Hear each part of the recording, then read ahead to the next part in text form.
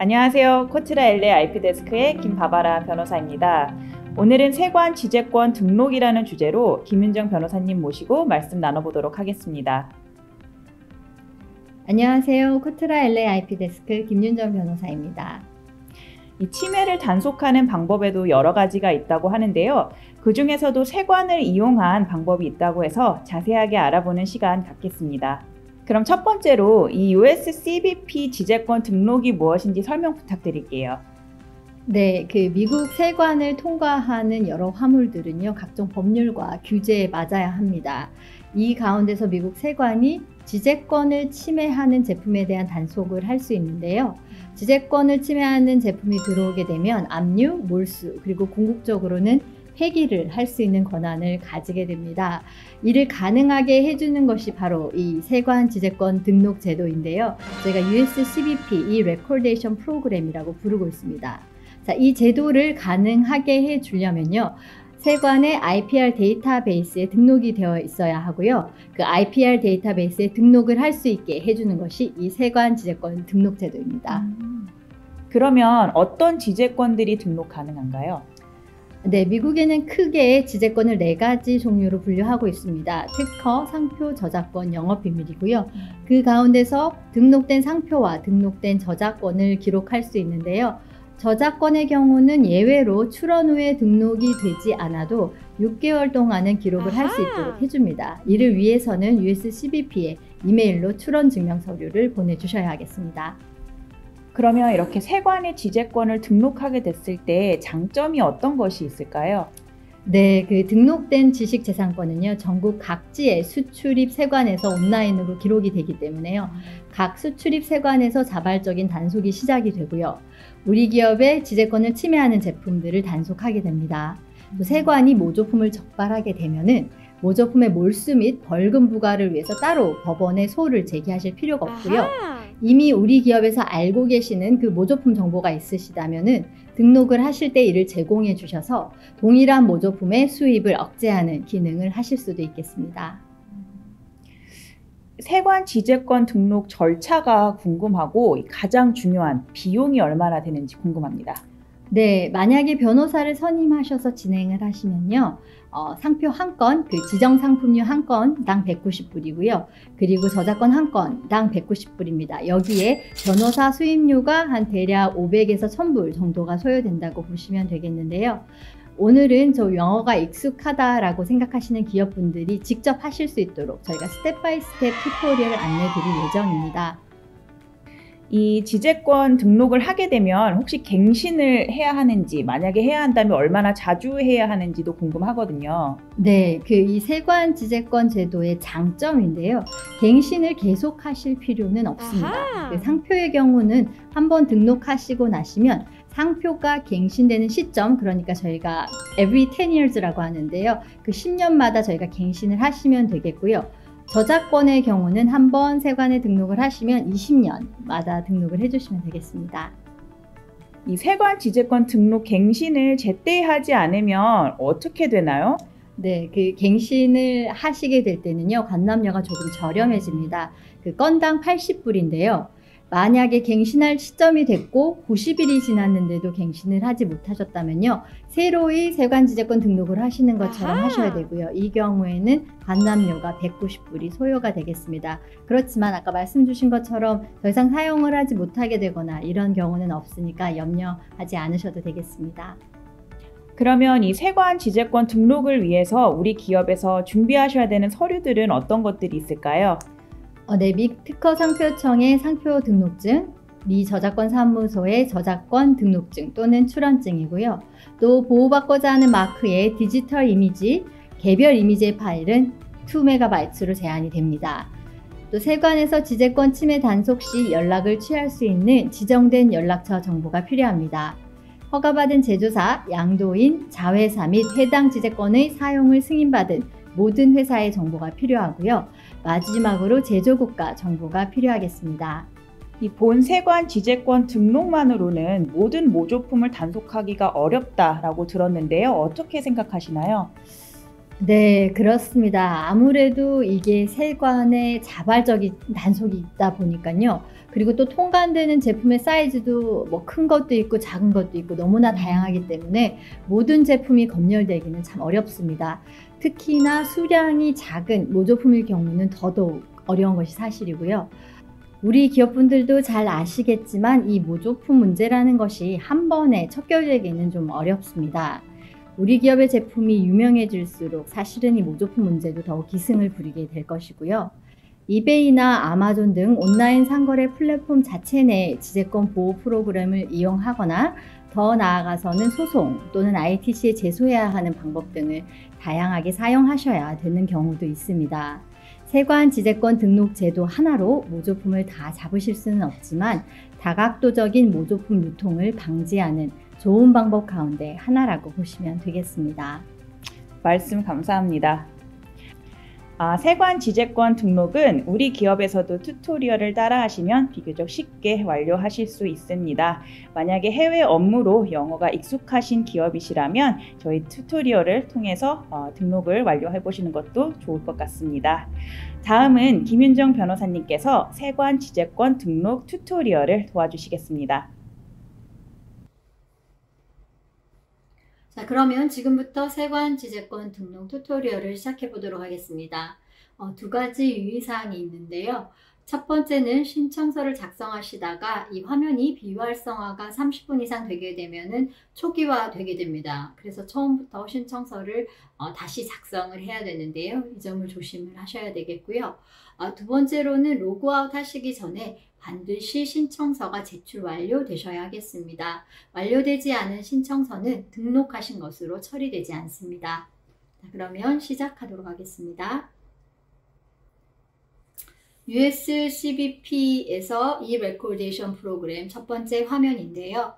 구글에서 US CBP e-recordation 프로그램으로 검색을 하시거나 아니면 해당 주소를 찍고 들어가셔도 되겠습니다. 들어오시면 e-recordation 버튼을 눌러주시기 바랍니다. 해당 버튼을 누르게 되면 이렇게 본 화면이 나오는데요.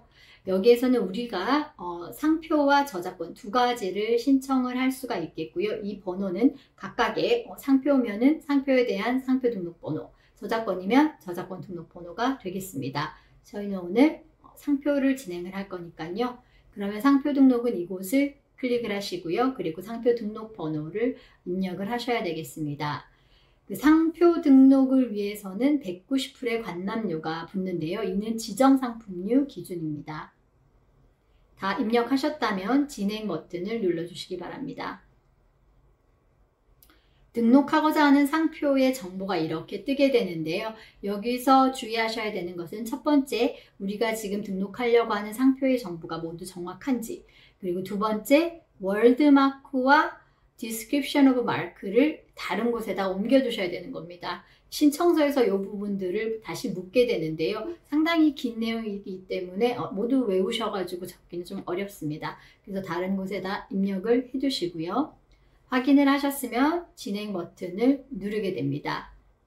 네, 다시 한번 1번 월드마크, 2번 Description of Mark를 잘 옮겨두시고요. 진행 버튼을 눌러주시기 바랍니다.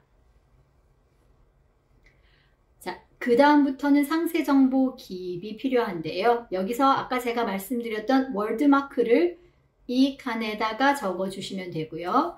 Description of Mark를 두 번째 칸에다 채워주시기 바랍니다. 자, 그리고 연락을 받으실 분의 정보를 기재하라는 것인데요. 그렇게 어려운 부분은 아닙니다만 몇 가지만 안내를 드릴게요. 여기 address라고 적혀 있는 부분에는 주와 시를 제외한 나머지 주소를 기입을 하시면 되고요. state의 경우는 사실 한국의 state이 여기에 나와 있지 않거든요. 그래서 이 경우에는 other를 고르시면 되고요. 그리고 여기 아래층에도 other이라고 뜰 텐데요. 이 부분을 삭제를 하시고 어느 도인지를 기재해 주시면 되겠습니다. 집 코드는 우편 번호를 말하는 거고요. 나머지 정보를 적어 주시기 바랍니다. 그리고 이메일 주소는 최소한 1개, 최대 3개까지 기입이 가능합니다. 자, 이메일 주소를 적어 주시고 add 이메일 해주시면 밑에 기재가 되게 됩니다. 자, 미 특허 상표청에 등록이 되어 있는 상표이기 때문에요. 맨 처음 두 부분은 이미 기재가 된 상태로 화면에 뜨게 됩니다. 자, 별표가 있는 부분들을 저희가 유의해서 기재를 해야 되는데요. 예를 들어 3류와 9류다. 그러면 이제 3류와 컨트롤 키를 누른 상태에서 9류를 선택을 하시면 되겠고요. 그냥 1류다. 그러면 하나만 클릭을 해주시면 아래 창에 자동으로 뜨게 되겠습니다. 지정 상품류당 아까 말씀드린 대로 관람료는 190불이고요. 자, 두 번째 마찬가지로 미 특허 상표청에 등록이 되어 있는 상표이기 때문에 처음 세 부분은 이미 기재가 되었고요. 저희가 주의해야 될 부분은 아래 부분입니다. 정품 상표를 부착한 제품을 제조하는 국가 정보를 제공하는 것인데요. 예를 들어 한국이다. 그럼 코리아 하나만 선택을 해주시면 되겠고요. 코리아와 차이나다. 그러시면은 아까 말씀드린 것처럼 여러 국가일 경우에는 컨트롤 키를 누른 상태에서 국가들을 클릭하게 되면 선택된 국가들이 자동으로 찍히는 것을 보실 수 있겠습니다. 기재 다 하셨다면 프로시드 버튼 누르고 다음으로 이동하겠습니다. 자, 현재까지 기재된 사항을 다시 확인하는 페이지가 나오는데요. 모두 맞다면 프로시드 누르시고 진행하시면 되겠고요. 문제가 되는 부분 발견하셨으면 에딧 누르고 수정하시면 되겠습니다. 자, 이 부분에서는 상표 이용에 허가된 자들의 정보를 적게 되는 것인데요.